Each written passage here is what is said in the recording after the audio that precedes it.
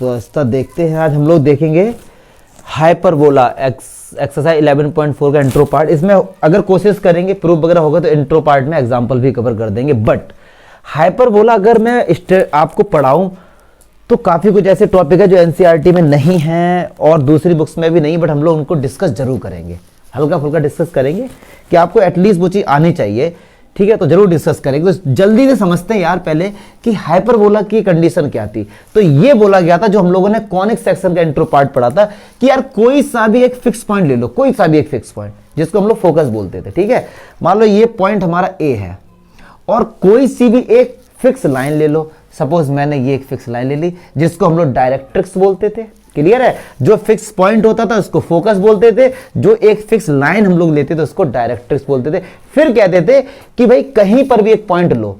Suppose मैंने ये point लिया, क्लियर है, सपोज ये पॉइंट बी है। अब मैंने क्या किया, बी से ए को मिलाया, बी से मैंने ए को मिला दिया। क्लियर है, अब इस बी पॉइंट से मैंने परपेंडिकुलर ड्रॉ किया, ये मान लो एम आया ये। क्लियर है, बात समझ आई। फिर मैंने आपसे कहा कि भाई ए बी और बी एम का जो भी लेंथ है उनका रेशियो फाइंड करो। इस रेशियो को हम लोग ई से इंडिकेट करते थे जिसको एसेंट्रिसिटी बोलते थे। क्लियर है, मैंने कहा यार एक और पॉइंट ले लो, मैंने कहा ये पॉइंट ले लो, मान लो सी है, फिर सी से ए को मिलाओ और फिर यहां से ये परपेंडिकुलर ड्रॉ करो, मान लो ये एन है। फिर ऐसे ही मैंने आपसे कहा कि भैया ए सी का और सी एन का रेशियो फाइंड करो, इसको भी ई बोलेंगे क्योंकि ई क्या होता है, जो भी आपने पॉइंट लिया है उसको फोकस से मिलाया और उसी पॉइंट से डायरेक्ट्रिक्स पे आपने परपेंडिकुलर ड्रॉ किया, उनकी लेंथ का रेशियो को ई बोलते हैं। अगर ये आपने डिवाइड किया, किन्हीं भी दो नंबर को आप डिवाइड करोगे तो आंसर हमेशा तीन ही आते हैं, या तो वन आएगा या वन से बड़ा या वन से छोटा।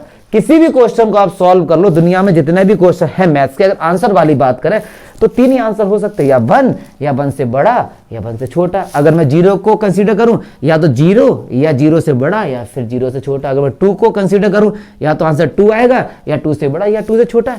ठीक है, तो अगर इनका डिवाइड किया और इनका डिवाइड जो है अगर वो वन से बड़ा आता है, मतलब यहां पे कई सारे पॉइंट होंगे ना, कुछ पॉइंट्स ऐसे होंगे कि इससे मैंने इसको मिलाया और इनके रेशियो इनका डिवाइड किया, हो सकता है इनका आंसर 0.5 आए, किसी का 0.6 आए, किसी का 1.9 आए, किसी का 1 आ जाए, हो सकते हैं ना।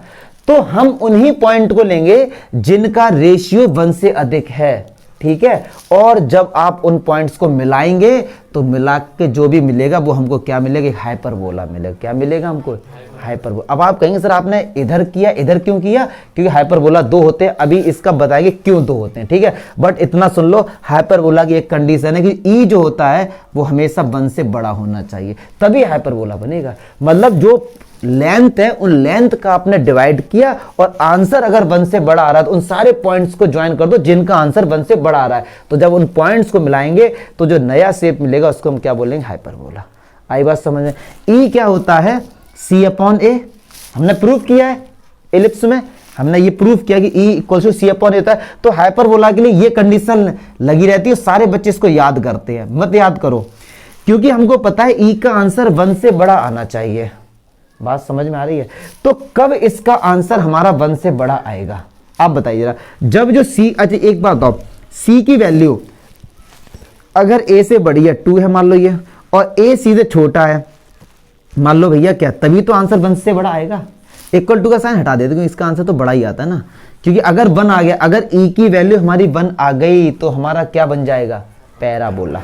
क्या बन जाएगा, पैराबोला। ठीक है, तो हमेशा ये कंडीशन सारे बच्चे रटते हैं कि भैया सी की जो वैल्यू ए से बड़ी होगी, अरे भैया होगी बड़ी तभी तो आंसर वन से बड़ा आएगा। अगर सी की वैल्यू 2 है और हमने ये ले लिया ज्यादा बड़ा तो आंसर तो वन से कम आ जाएगा, वन से कम आएगा मतलब इलिप्स बनेगा फिर तो। ठीक है ना, तो ये कंडीशन है थोड़ी बहुत आपको याद रखनी है। क्लियर है, तो इस तरीके से हमारा पैराबोला बन रहा था। अब आपको बताएं कि दो पैराबोला क्यों बनते हैं। तो क्यों बनते हैं, तो देखो आर्ट मेरी इतनी अच्छी है नहीं। ठीक है, तो हम लोग जल्दी से डबल नेप वाला इस तरीके से बना के दिखाएंगे।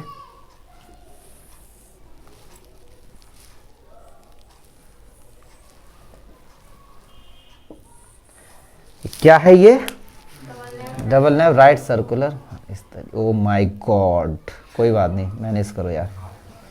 ठीक है, तो ये जो एंगल हमारा बनता था ये अल्फा बनता था मेरे भाई, अल्फा बनता था। अच्छा जी, अब इसको क्या मैंने कहा एक प्लेन लेके आओ और इसको भैया कट कर दो। किस तरीके से कट करो? जो एंगल बनेगा बीटा ना, वो अल्फा से छोटा हो, 0 के बराबर हो या 0 से बड़ा हो। मतलब किस तरीके से, मैं आपको बता दूं, इस तरीके से। ये कोशिश कर रहा हूं कि आपको थोड़ा बहुत अच्छे से समझ आ रहा है। ये एक प्लेन लेके आए और मैंने इसको कट कर दिया इस तरीके से, तो ये एंगल कितना बना? बीटा। ये जो एंगल है, ये अल्फा जो ये पहले से इससे छोटा है या 0 के बराबर है, 0 से बड़ा है। क्लियर है? तो इस तरीके जो हमारा बनता है, ये इस तरीके से बनेगा और फिर ये हमारा इस तरीके से बनेगा। बात समझ आ रही है? अगर हमारे पास कट एक प्लेन से मैंने कट कर दिया तो एक इस तरफ बन जाएगा और एक इस तरफ बन जाएगा। इस पूरे के कॉम्बिनेशन हम क्या बोलते हैं? हाइपरबोला। बात समझ आ रही है? ये हाइपरबोला और पैराबोला जो नाम दिए थे वो एप्लॉयनस ने दिए थे, मैंने पहले इंट्रो पार्ट में बताया है। तो ये सारी बातें आपको, एक कंडीशन ये याद रखनी है ऑब्जेक्टिव के लिए और एक कंडीशन आपको ये याद रखनी है ऑब्जेक्टिव के लिए। अब लेकिन क्या करेंगे, अब हाइपरबोला बना के दिखाएंगे और उसके जो रूल्स हैं उस रूल्स को हम लोग पढ़ेंगे। एक नया टर्म पढ़ेंगे एसिम्पटोट, जो केवल एनसीईआरटी नाम भी नहीं है, उसका हल्का फुल्का डिस्कशन है आरडी शर्मा में, लेकिन आज उसके बारे में बहुत अच्छे से पढ़ेंगे, तभी हाइपरबोला समझ आएगा। ठीक है? वैसे तो ये बीएससी का कंसेप्ट है जो मैं पढ़ाने जाऊंगा, हल्का फुल्का आपको आना चाहिए। ठीक है? इसको हटाओ पहले, बहुत अच्छे से पढ़ेंगे आज। अब देखो यार, ये एक पैराबोला है। अब इसमें जिस एक्सिस पे फोसाई होता है, फोसाई जिस एक्सिस पे होता है, उस एक्सिस को हम लोग बोलते हैं ट्रांसफर एक्सिस। क्या बोलते हैं उसे? और एक ऐसी एक्सिस जो ट्रांसफर एक्सिस के परपेंडिकुलर होती है उसको बोलते हैं कॉन्जुगेट एक्सिस। क्या बोलते हैं उसको? Conjugate axis. ठीक है? अभी ये और भी अच्छे से बताएंगे। पैराबोला की खासियत क्या होती है, उसको खासियत को हम लोग समझते हैं। वो कहते हैं पैराबोला पे कहीं, हाइपरबोला पे कहीं पर भी एक पॉइंट ले लो। मैं 2-3 पॉइंट लेके देगा। सपोज मैंने एक पॉइंट ये P ले लिया, यहाँ पर ले लिया। एक सपोज मैंने ये P1 यहाँ पे ले लिया और एक पॉइंट यहाँ पे ले लिया। क्लियर है? तो क्या एक खासियत है, जब लोगों ने कई सारे एक्सपेरिमेंट करे तो उनको एक चीज मिली, क्या कि इस P से तो पहले तो F2 को मिला दो और F1 को मिला दो। ठीक है? ज्वाइन कर दिया हमने ये। फिर ये P1 पॉइंट है, इसको F2 से मिला दिया और इसको मैंने F1 से मिला दिया। अब उस पॉइंट को भी मिला देते हैं। इस तरीके से हमने जो भी पॉइंट से मिला दिए। फिर उन्होंने, मैं तो केवल 2-3 पॉइंट लेकर ही दिखा रहा हूं, जब एक्सपेरिमेंट किया तो कई सारे पॉइंट दिए और एक चीज उनको मिली। एक बात बताओ, ये देखने से PF2 बड़ा है या PF1 बड़ा है? PF2 बड़ा है। तो इन्होंने क्या किया, PF2 से माइनस किया PF1। ठीक है? अब चलिए इस पॉइंट पे आते। P1F2 बड़ा है या P1F1 बड़ा है? P1F2। फिर इन्होंने क्या किया, P1F2 से माइनस किया P1F1। चलिए P2 वाला लेते हैं। अब P2F1 बड़ा है या P2F2 बड़ा है? P2F1। तो इन्होंने क्या किया, P2F1 में से यार माइनस किया P2F2। और जब ये डिस्टेंस निकाले माइनस करके तो हर बार ये डिस्टेंस क्या आए? सेम आए। ये और कितने आए? 2a। सेम तो आया और क्या आया? 2a। अब आप कहेंगे सर कैसे पता 2a? तो देखो जानो, रूल क्या कहता है, इस हाइपरबोला पे कहीं पर भी एक पॉइंट ले लो। चलो यार, मैं यहां पर भी तो पॉइंट ले सकता हूं, क्या यहां पे पॉइंट लेना मना है क्या? बिल्कुल नहीं है, हम यहां भी ले सकते हैं। सपोज ये पॉइंट P3 है। तो अब काम हुआ क्या था, जो भी पॉइंट लिए थे उनको हम लोगों ने फोकस से ज्वाइन किया था। यस और नो? अब इस पॉइंट को भी फोकस से ज्वाइन करेंगे तो एक क्या हो जाएगा, P3F2। यस और नो? और माइनस P3F1। चमका? चलिए, अब ये डिस्टेंस हमारा A होता है, ये डिस्टेंस A होता है, ये डिस्टेंस C होता है, क्योंकि ये हमारा पास क्या फोकस, तो ये डिस्टेंस हमारा क्या है। सिर्फ बात समझ आ रही है या फिर नहीं आ रही है? पक्की बात है। तो यहां से यहां तक का डिस्टेंस हमारा ये कितना हो गया A, और ये कितना हो गया C हमारा, क्योंकि जो भी हम लोग कोऑर्डिनेट लेते तो सेंटर से ही है। चलिए, क्या मैं P3F2 को A प्लस C लिख सकता हूं? बिल्कुल लिख सकता हूं। इतना डिस्टेंस A, इतना डिस्टेंस C। नहीं लिख सकता हूं? डाउट है? क्या डाउट था? P3 से F2, तो ये तो A हो गया डिस्टेंस, और ओरिजिन से ये C हो गया पूरा, तो A प्लस C हो गया। चलिए माइनस का साइन P3F1। अब ये वाला डिस्टेंस, अब सुनो, ये पूरा तो C होगा और C में से अगर A माइनस कर देंगे तो कितना आ जाएगा? बात समझ आ रही नहीं आ रही है? तो चलो A प्लस C माइनस का C प्लस का, तो कितना आ गया? तो हमेशा ध्यान रखना, इलिप्स में क्या होता था, जब उनके डिस्टेंस ऐड करते थे तो 2a आता था, यहां बड़े से छोटा माइनस करेंगे तो हर बार आंसर कितना आएगा? 2a। एक तो ये खासियत थी, बात समझ आ रही है? और इस टाइप के पैराबोला की स्टैंडर्ड फॉर्म होती थी एक्स स्क्वायर, हम लोग प्रूफ करेंगे, x square upon a square minus y square upon b square equals to 1। Clear है? बड़ी कंफ्यूजन तो अब आएगी। अगर नंबर वाली बात करें, खत्म, ये आप लोग याद रखो और ये 2a याद रखो, ठीक है। लेकिन बहुत से बच्चे ए और बी में तो इतनी ज्यादा कंफ्यूजन है, क्योंकि बी के बारे में एनसीईआरटी आरडी शर्मा को डायरेक्ट बात उन्होंने बताई नहीं है कि ये बी है क्या, कहां से आया, वो सब उन्होंने कुछ नहीं बताया। बहुत अच्छे से हम लोग बी और ए सी सब कुछ पढ़ेंगे, ठीक है।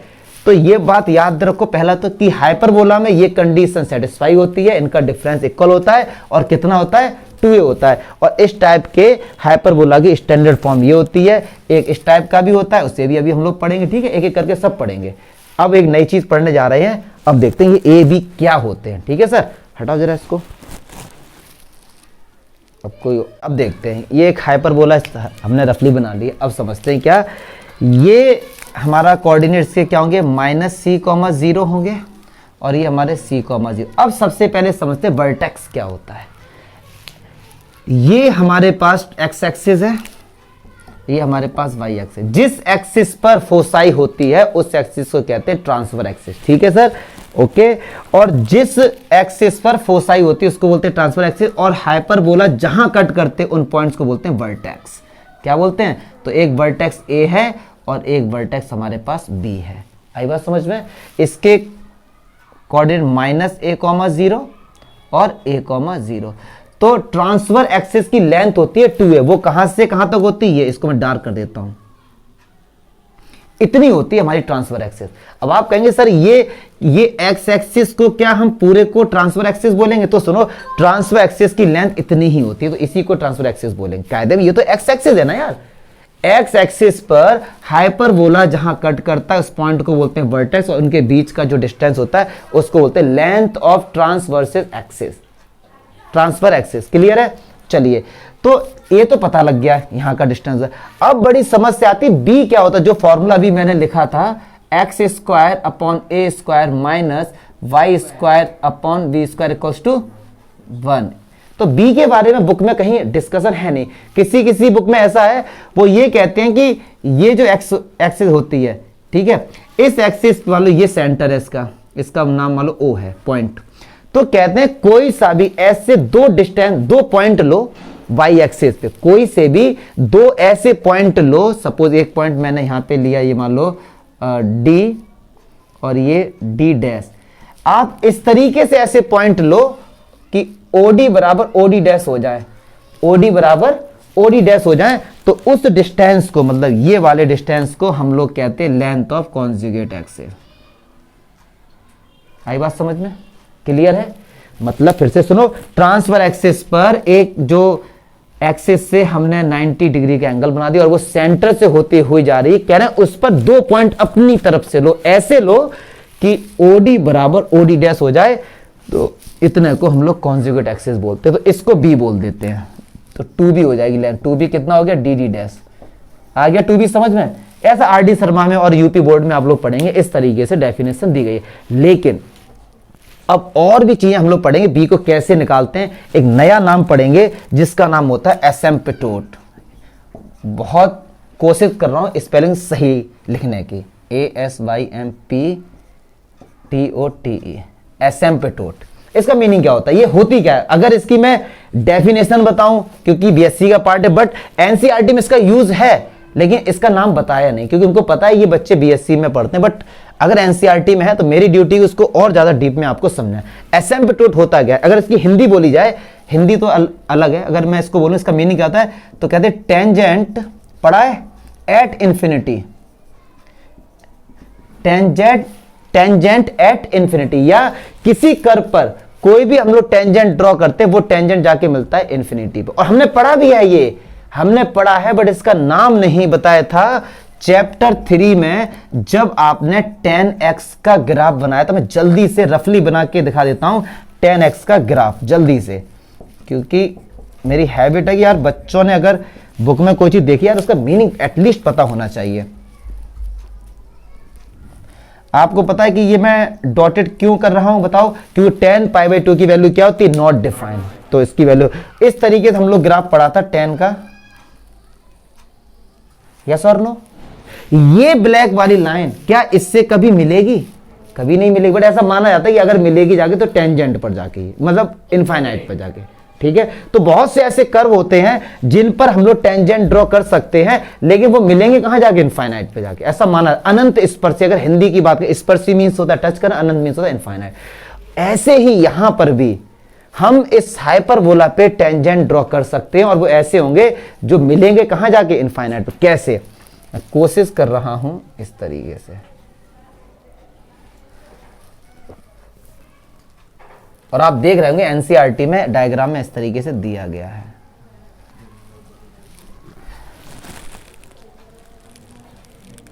ठीक है, तो ये जो दो ब्लैक लाइन मैंने ड्रॉ की हैं भाई, ये एसिम्पटोट होती हैं। ये पहली एसिम्पटोट, ये दूसरी एसिम्पटोट। आई बात समझ में? अब यहां से एनसीईआरटी वालों ने बड़ी अच्छी चीज बताई है, मतलब आरडी शर्मा में अगर आप जाएंगे तो उन्होंने बड़ा जो प्रूफ बताया, बड़ा लेंथी है, बट मैं एनसीईआरटी का मुझे सबसे अच्छा लगा। जैसे इलिप्स में एबीसी में रिलेशन होता था a² = b² + c², ऐसे ही हाइपरबोला में रिलेशन होता है a² = c² - b²।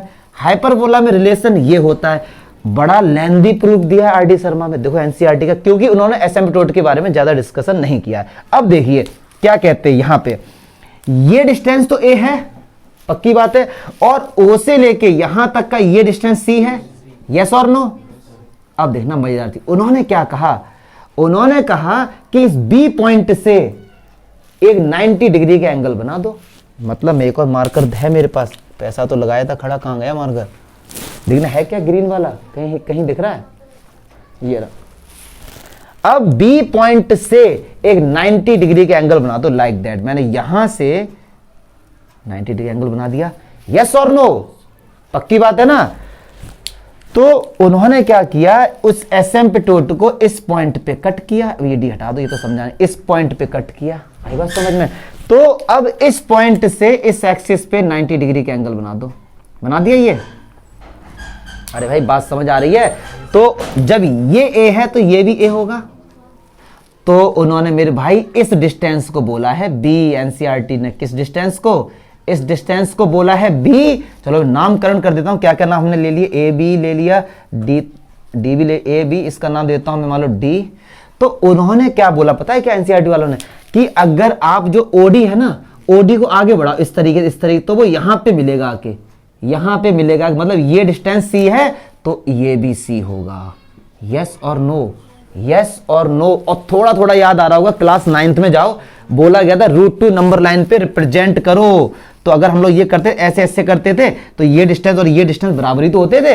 तो अगर कंपास लेके आप इसको आगे बढ़ाएंगे तो इस पर ओवरलैप कर जाएगा। तो इस डिस्टेंस को भी क्या मान लिया, सी, और ये डिस्टेंस क्या मान लिया, बी। तो मेरे भाई एक बात बताओ, triangle OBD, right angle triangle नहीं होगा ओबीडी, 90 के सामने वाला हाइपोटेन्यूज, तो c² = a² + b²। अगर मैं यहां से निकालूं a², तो a² क्या आएगा, c² माइनस, हो गया प्रूफ भैया। देखो कहां रिलेशन हो गया प्रूफ। ये एक लाइन में एनसीईआरटी में ऐसा दिया गया, और आपको दिखा दूं कहां दिया गया, पेज नंबर 256 ओपन करो, उसमें देखो इस तरीके का ये दिया गया होगा, पेज नंबर 256 पे। बट उन्होंने बताया नहीं है, एसिम्पटोट वर्ड कहीं भी यूज नहीं किया। उन्होंने ये नहीं बताया कि ये सब, उनको पता है बंदा बीएससी में पढ़ेगा, बट आपको अगर एसिम्पटोट वर्ड मिलता है तो आप अनजान नहीं हो उससे। अनंत स्पर्शी, इसका मीनिंग होता है ये जो एसिम्पटोट है इस कर्व पे मिलेगा नहीं कहीं भी, लेकिन ऐसा माना गया क्योंकि अब देखो, अब ये इससे मिलाएंगे, अब हमको पता मिलेगा नहीं, तो हमने कहा यार क्या पता एंड में जाके मिल जाए, तो इसे इनफाइनाइट बोल दे, मिलेगा तो ये कहां मिलेगा, माना गया कि ये इनफाइनाइट में जाके मिलेगा। तो ये बेसिक, तो ये रिलेशन है, याद रखना। ए क्या है, ए क्या है, semi length of the transfer axis.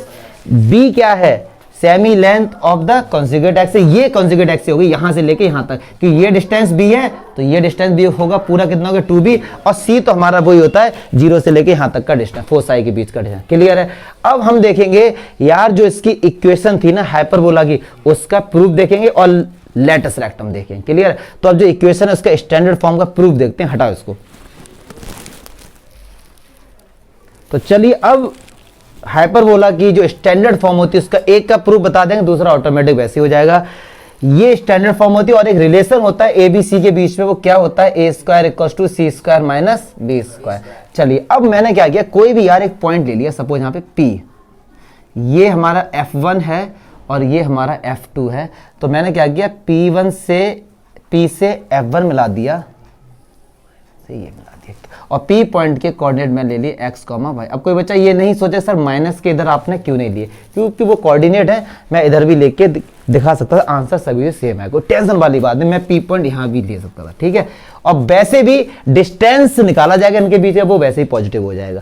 तो अगर मैं आपसे ये कहूं कि PF2 और माइनस PF1 करें, क्या वो 2a नहीं आएगा? अभी हमने प्रूफ किया था, ये 2a कहां से आया था? तो चलिए यार, अच्छा जैसे एलिप्स का होगा सेम उसी का होगा, बस आप लोग थोड़ा मेरा साथ देते रहना, कोई कैलकुलेशन मिस्टेक ना हो। चलिए PF2 F2 तो x1 x माइनस सी का whole square equals to plus y square minus PF1 x plus c का whole square plus y square equals to 2a। चमका। अब कर दो भैया, इसको उस तरफ लेके जाइए, तो x माइनस सी का होल स्क्वायर ये हो गया, फिर ये 2a plus x plus c का whole square plus y square. अब स्क्वायरिंग बोथ साइड, तो चलो अब स्क्वायरिंग जैसे ही बोथ साइड होगी अंडर हट जाएगा, तो अब इसका स्क्वायर ओपन करेंगे, तो x square plus c square plus 2xc plus y square. Very good. इसी मैं आपको चेक करता हूँ कि आप लोग फिजिकली बैठे हो मेंटली बैठे हो, मैं भी चेक करता रहता हूँ। यहाँ क्या करूँ, यही कहना पड़ेगा। अब इसका स्क्वायर करो तो 2a का 4a का होल स्क्वायर प्लस इसका, तो x square plus c square plus 2xc plus y square, और प्लस का 2ab, तो कितना हो जाएगा ये 4a, और रूट में x प्लस सी का whole square plus y square. चमका। अब कुछ ना कुछ तो बेटा सही हो रहा होगा, देखो एक्स स्क्वायर सी, हाँ ये कौन होशियार बोला 2xc, भाई ये माइनस का है ये प्लस का है, ये कैसे कैंसिल हो जाएंगे, ये कैसे कैंसिल हो जाएंगे मेरे भाई? तो ये माइनस का 2xc, ये प्लस का, तो इधर का ये आएगा, तो इधर किसका हो जाएगा, ये माइनस का 4xc, और ये 4a स्क्वायर प्लस का 4a in root x plus c का whole square plus y square. अब देखो यार क्या देखें, पहले तो 4a स्क्वायर इस तरफ लेके आ जाते हैं, तो 4xc माइनस का 4a स्क्वायर अपॉन 4a, पढ़े लिखे आदमी हो, मैंने डायरेक्ट डिवाइड कर दिया। हाँ आदमी बनोगे आगे जाके, इसमें डाउट है? चलो अब बस यार, बस हो गया, बस देखो। अब सुनो, अब मैंने क्या किया, प्लीज इसका डिवाइड अगर मैं करता हूं, देखो इसका डिवाइड अगर मैं इसके साथ करता हूं तो क्या आएगा, माइनस का xc अपॉन a, और इसके साथ डिवाइड करता हूं तो कितना आएगा, माइनस का a। पक्की बात है?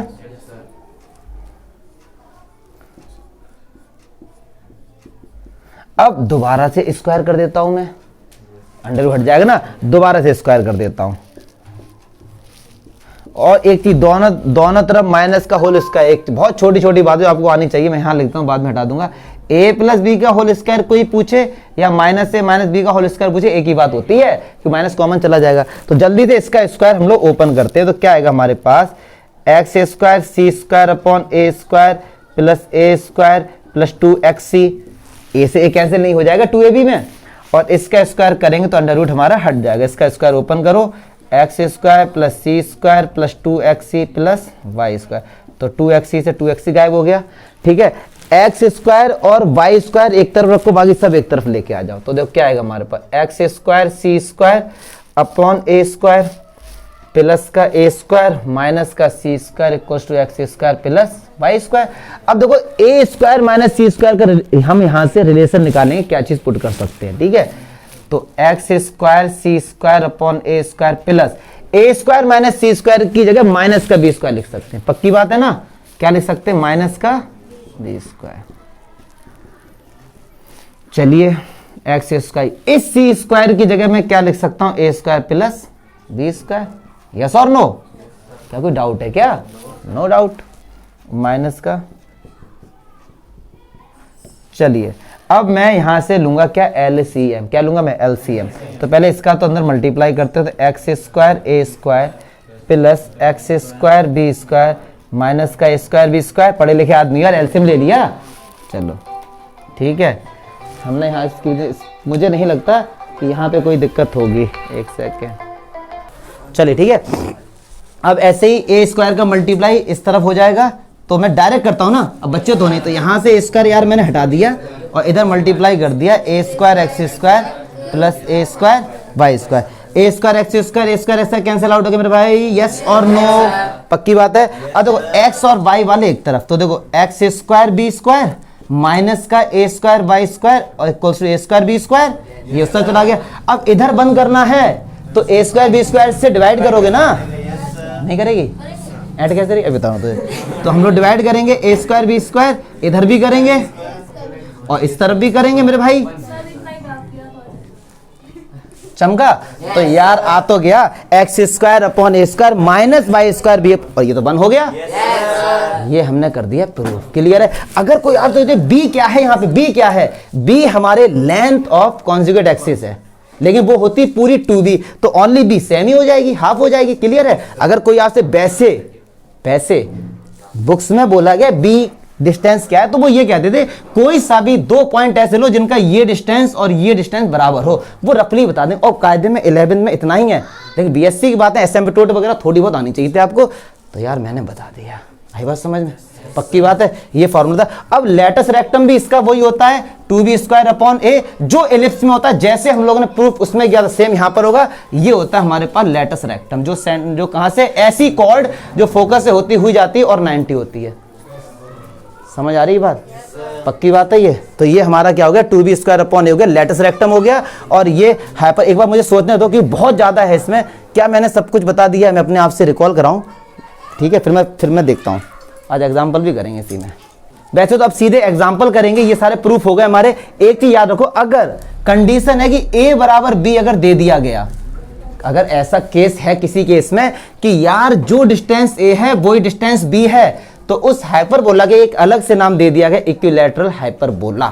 क्या, इक्विलैटरल हाइपरबोला। और मेरे भाई ऐसा हमेशा नहीं है कि जो ट्रांसफर एक्सिस है वो ओरिजिन से ही होती हुई जाए, और ऐसा जरूरी नहीं है जो फोसाई हो वो हमेशा एक्स एक्सिस पर हो। लेकिन स्लोप, ये जो स्लोप क्या कर रहा हूं मैं, स्कोप से हमारे बाहर है, 11th क्लास में हम नहीं पढ़ेंगे, हायर क्लासेस में हम लोग पढ़ेंगे ये चीज। क्लियर, ऐसा एनसीईआरटी में बोला गया। अब एनसीईआरटी के जो 11.4 के एग्जांपल्स हैं हम उनको कवर कर लेते हैं। क्लियर है, चलो देखिए एक चीज और बता दें कि 2 टाइप के हाइपरबोला होते हैं, इसके बारे में सब कुछ प्रूफ कर दिया। सेम इसका ही है, जो वर्टेक्स के कोऑर्डिनेट ये हैं, सेंटर ओरिजिन पे है, ये फोसाई, और बी कैसे निकालते हैं, एसिम्पटोट से, इस पे इस तरीके से आएगा। और एक और एसिम्पटोट का रियल लाइफ एग्जांपल दूं, आज आपके लिए होमवर्क है, घर पे जाके 1/x का ग्राफ बनाना। ग्राफ बनाने तो आते हैं, तो इसका ग्राफ पता कैसे बनेगा, इस तरीके से। कभी भी ये इससे टच नहीं करेगा, क्यों, क्योंकि x की वैल्यू 0 हो नहीं सकती। 1/x क्या होगा, नॉट डिफाइंड। तो ऐसे केस में जो ये एक्सेस हैं ये वर्क करती हैं एसिम्पटोट का। क्लियर है। आज घर पे आके ग्राफ बनाना ऐसे ही बनेगा। और ये जो ग्राफ होता है डिसकंटिन्यूअस ग्राफ होता है, कभी भी जब इस ग्राफ को बनाओगे तो पेन उठाना ही पड़ेगा आपको। तो इस टाइप के ग्राफ को हम लोग क्या बोलते हैं, डिसकंटिन्यूअस ग्राफ। क्लियर है। तो इस टाइप के स्टैंडर्ड फॉर्म होती थी जो प्रूफ किया, x square upon a square minus y square upon b square equals to 1। इसकी जो होती थी x square upon b square minus y square upon a square equals to -1। तो मैं -1 को हटा देता हूं हर बार और इस तरीके से कर देता हूं। क्या कोई दिक्कत, क्या कोई दिक्कत? तो हम इसको ऐसे भी लिख सकते हैं, Y square upon a square, इस तरीके से। ठीक है। अच्छा, अगर जिस पर फोसाई होती, अब ये ट्रांसफर एक्सिस हो गई, और ये कॉन्जुगेट एक्सिस हो गई। इस पर फोसाई है तो ये हमारे ट्रांसफर एक्सिस हो गए, ये हमारे कॉन्जुगेट एक्सिस। चमका, पक्की बात है ना। और वही ये कभी चेंज नहीं होता किसी के लिए। 2b² लेटस रेक्टम कभी नहीं चेंज होता। ये सब कुछ भैया हमारा सेम होता है और ये फॉर्मूला हमारा चेंज नहीं होता। ये सब के लिए एक जैसा ही है। वर्टेक्स ये हैं, फोसाई ये है। क्लियर है? माइनर और मेजर उसमें इलिप्स में होती थी, इसमें नाम चेंज हो गया। इलिप्स में ये मेजर होती थी, यहाँ ट्रांसफर्स हो गया। उसमें ये माइनर होती तो ये कॉन्जुगेट हो गया। चमका, पक्की बात है। ठीक है सर। तो बस ये अब एग्जांपल खत्म ले लेते हैं, इसमें खत्म ले लेते हैं। देखा बहुत फास्ट के चक्कर में ऐसे निकल जाते। चलो तुम एंजॉय। अब चलिए इसमें एग्जांपल बोला था, एग्जांपल 14 देखते हैं। सब कुछ फाइंड करना ऐसा कह रहे हैं। ये है तो ये x² अपॉन 3² हो गया, y² अपॉन 4² इक्वल टू 1 हो गया। अब स्टैंडर्ड फॉर्म क्या होगी? x² upon a² y² upon b² equal to 1। तो मेरे भाई a कितना हो गया? 3 और b कितना हो गया? मुझे नहीं लगता इसमें कोई भी डाउट होगा। अब a और b निकल के आ गया तो रिलेशन क्या था? a²। क्लियर है? यहां से c निकाल सकते हैं। a किसके कोऑर्डिनेट होते हैं? वर्टिसेस के। b किसके होते हैं? जो भी हमारे कॉन्जुगेट एक्सिस होता है इसके। और c होते हैं फोसाई के। Latus rectum 2b² upon a हो गया, e हो गया c अपॉन a। लेकिन मेरे भाई ये बताओ कि ट्रांसफर एक्स एक्सिस होगी या y एक्सिस होगी? तो x के नीचे जो है वही तो होगी ट्रांसफर एक्सिस। तो ये इस तरीके से इसका बनेगा, इस तरीके से। ठीक है, तो x3 है, मतलब इसके कोऑर्डिनेट हो गए -3,0 और ये 3,0। क्लियर है? x के नीचे जो है वही तो होगा। चलिए दूसरा क्या कह रहे हैं? दूसरा ये कह रहे हैं y² - 16x² अपॉन 16। तो मैं 16 से डिवाइड करूंगा, यस और नो? पक्की बात है। तो ये लिख सकते हैं y² upon 4² minus x² upon 1² equals to 1। अब इसकी कंपेयर किससे करोगे? y² upon a², x² upon b² equals to 1। मैंने बताया था यहां माइनस होता है, माइनस चेंज करेंगे तो ये हो जाएगा ना। तो अब y आ गया पहले, ya। तो ये पता है ग्राफ कैसे होगा इसका? ये होगा कि a क्या होता है? वर्टिसेस। और वर्टिसेस कहां पे? y पे। तो मतलब ये होगी ट्रांसफर एक्सिस, ये होगी कॉन्जुगेट एक्सिस। चमका। यही कंसेप्ट समझना है बस आपको इसमें। तो a कितना हो गया? 4, b कितना हो गया? 1। अब तो c निकाल लेंगे, सब कुछ निकाल लेंगे अब। ठीक है, चलिए आगे देखते हैं। एग्जाम्पल 15 जगह ढूंढ के कर दूंगा यहाँ पे। सिंपल। कितने एग्जाम्पल हैं? यार 2 ही बचे हैं। चलिए, find the equation of the hyperbola with foci. अब सुनो यार, फोसाई ये है, मतलब फोसाई किस पे है? y एक्सिस पे। तो ये तो पक्की बात होगी, इसका ग्राफ इस तरीके से होगा। यस और नो?